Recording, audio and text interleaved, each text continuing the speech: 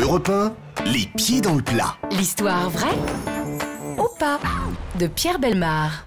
Alors, elle a un titre emprunté à Baudelaire, bien sûr. Elle s'intitule Les fleurs du mal. Ah. On est sûr que c'est de Baudelaire, ça? Oui. Je déconne. Que ce soit pour déclarer sa flamme, pour se faire pardonner ou pour fêter un heureux événement, quoi de mieux que des fleurs? Rouge pour la passion, blanche pour la pureté, orange pour la joie. Chaque fleur a son propre langage. C'est en partant de ce constat que Charlie, une Sud-Africaine du Cap, a eu une idée lucrative, quoique pas mal tordue. Car, en 1999, la Sud-Africaine se pose cette question. Si les fleurs peuvent exprimer les meilleurs sentiments, pourquoi ne pourraient-elles pas aussi trahir les pires? Persuadée que la haine et la jalousie sont des sentiments très communs de nos jours et que les gens sont prêts à payer pour se venger, Charlie, qui ne voit pas la vie en rose, lance sa société d'expédition de fleurs fanées et de fruits pourris.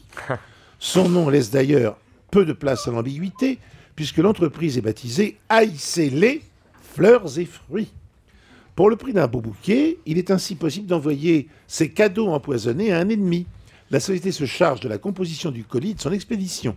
Certains clients vont jusqu'à faire livrer fleurs et fruits pourris au bureau de leurs victimes pour que les collègues de celles-ci puissent humer toutes les senteurs de l'attaque fleurie.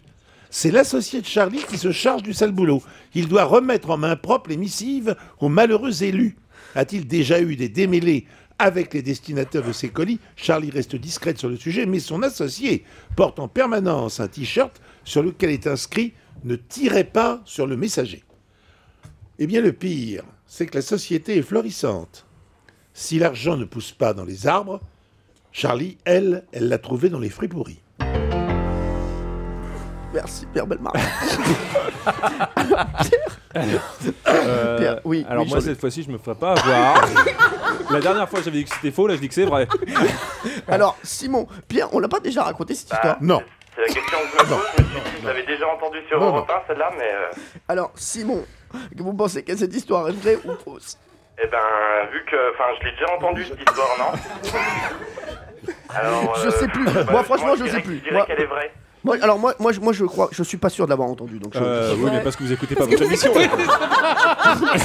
moi, C'est un autre problème. Moi, c'est vrai que Pierre. Mais moi, c'était peut-être quand vous étiez pas sur Europe 1, vous étiez sur une autre station peut-être. je n'ai pas le souvenir de l'avoir entendu, mais si Simon pense qu'on l'a déjà entendu, Simon, donc vous dites vrai. Oui, moi, je dirais vrai, oui. D'accord. Autour de la table, on l'a déjà entendu. Mais je vous dis, moi, l'autre fois, je me suis fait avoir, ce coup-ci, je dis que c'est vrai. Hein. Bruno Mais ça Solo, peut changer entre-temps. Bruno Solo, qui est notre chroniqueur exceptionnel, pense qu'elle est vraie, même s'il ne l'a pas entendue. Ah bah oui, moi Voilà. je suis intimement persuadé qu'elle est vraie, c'est écrit sur l'affiche. Pierre Bellemare. Pierre Bellemare. Oui, elle est vraie, tout à fait vraie, bien sûr, oui. Ah, très bien, d'accord. Bah, ok. Oui, tout à fait vrai.